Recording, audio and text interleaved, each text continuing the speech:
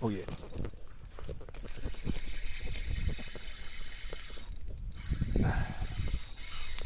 Ooh, there's a good one. There's a good one.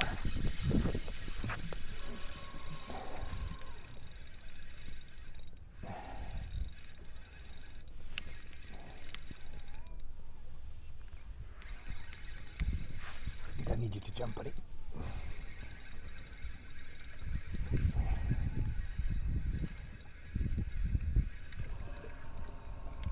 That'll do the job. Solid fish, that one. Nice boys, drop shot.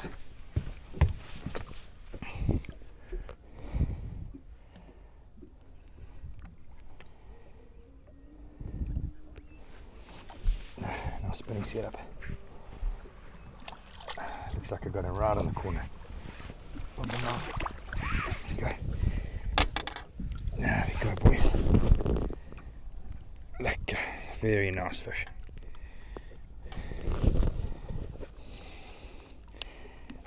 Yeah, that hook got him properly, boys. Proper hook that. There you go.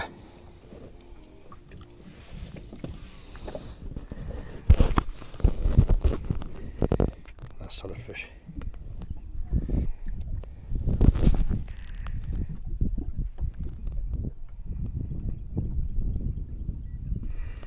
.425. Bad.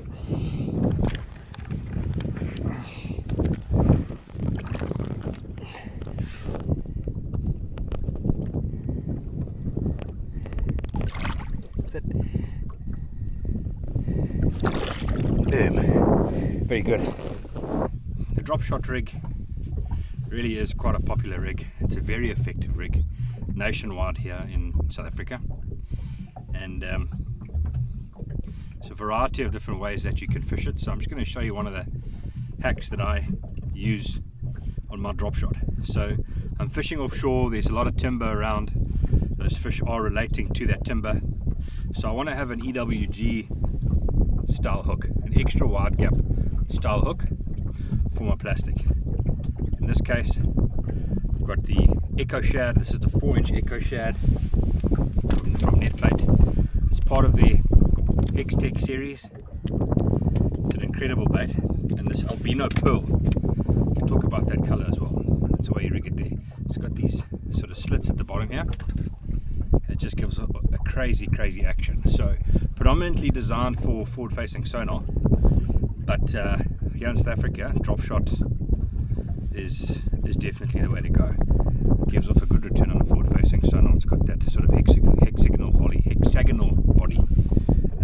Anyway, this 4-inch got a nice bit of beef to it, and also what's nice, you might not be able to see it on the camera, but it's made up of, on the outside, all these little pockets, hexagonal shaped pockets. And what that does, if I'm using bait fuel, which I do, whether I'm using the gel or the chapstick type one, it's like a glue stick. When you rub it onto that, it sits inside those little pockets. So when you rub it on, it goes and it sits. Here's a good illustration there.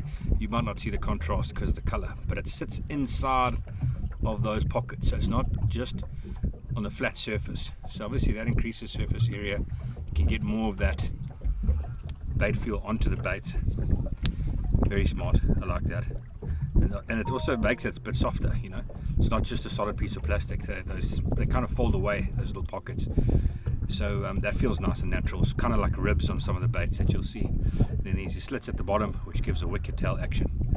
So that's a nice bait. And I'm fishing, actually you'll be quite surprised. So let me just talk about color.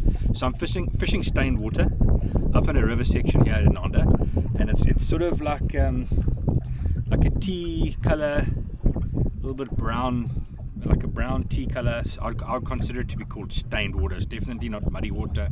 It's stained water. I've probably got a foot of visibility, and one might be a bit surprised. This is like a pearlescent white color.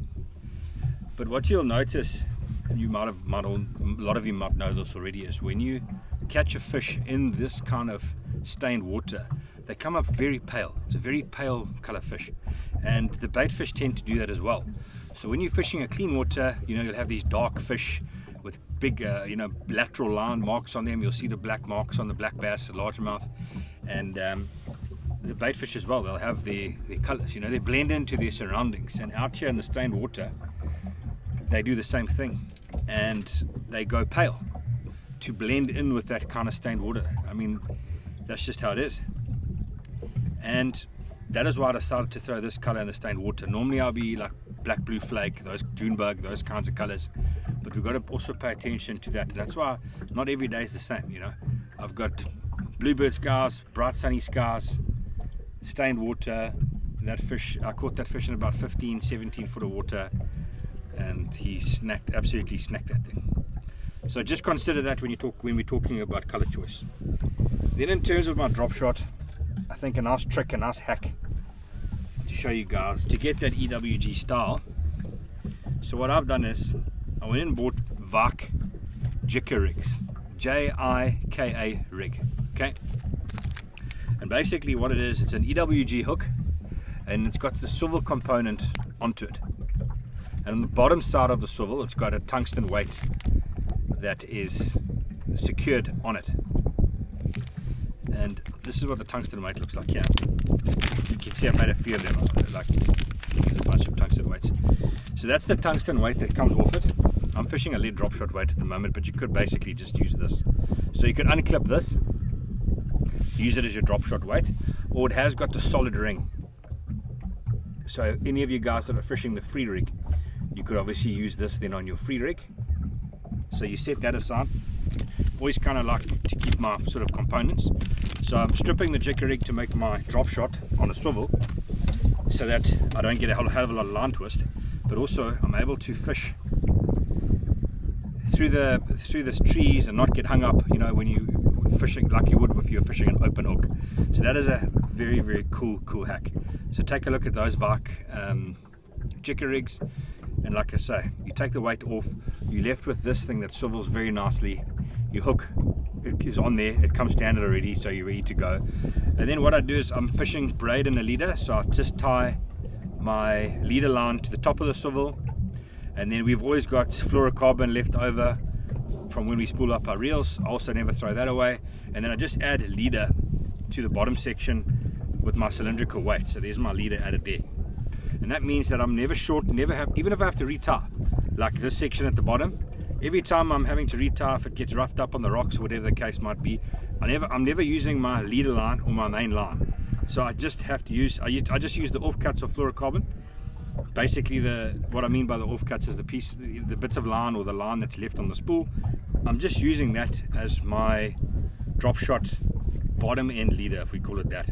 I don't know what the technical name is for that section, but I just use other lines, so I'm not having to cut up my leader all day long as I retire, and my leader gets shorter and shorter, and eventually I get too close to my braid, and I've got to sit now and cut and redo my whole braid sort of setup. I don't want to be doing that on the water. And tackle prep before a tournament or before a day's fishing, I'm happy to retire my leader knots and get everything prepped. But if I'm out on the water for the day, I certainly don't want to have to be doing main line leader knots and all that type of thing. So that's what I do. So I'm using the excess fluorocarbon that I've got for this section all the time, and it also gives me 2 knots as well, 2 anchor points, top of that swivel, put the one line and then tie the other. So this moves around, and this prevents a tremendous amount of line twist, and also gives me that extra wide gap hook, like I say, so I can Texas rig effectively that plastic and fish it here amongst the trees, put the fish in the boat. So that is just a cool little thing that you guys can do. And like I say, you can use, if you prefer the drop shot weight that's got the ring on it, you could use that. I use the drop shot weight that's the standard lead one here. If you see at the top, it's got this section here where you just slide a knot into it. You just tie an overhand knot and you just slide it in. And the reason I do that is because if I do get stuck, I'd rather just the line that will cut my line. If my weight gets stuck on the bottom or in the view of a tree or on a stump or something like that, and my whole rig is stuck, that's going to be the weakest point. That bit of wire is going to cut into that little knot there when I'm pulling on it. It's going to break off. I'm going to get my whole rig back, and all I have to redo is put another weight on the bottom. So that's why I wouldn't necessarily go for that tungsten weight with the ring on it. So it would be, some guys fish a free rig. I haven't really at all, but that's what you could then use it for. So you don't have to throw it away. I mean, these are phenomenal tungsten weight. So if you want to use them for that, that's fine. And these also have a built-in swivel. So that's also very, very cool. So although it's the tungsten jigger rig from VARK, like I mentioned, swivels are important for line twist. So you can see that line tie just swivels around and around and around. So that's also cool. That also helps now eliminate your line twist. So those are valuable. This hack I think is very valuable. And that's that. Fish it on a spinning setup, you're ready to go.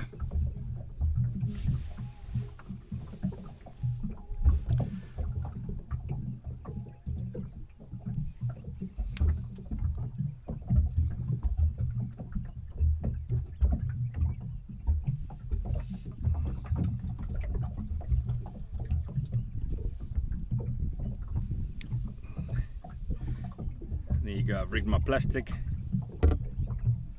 can see exactly how it sits.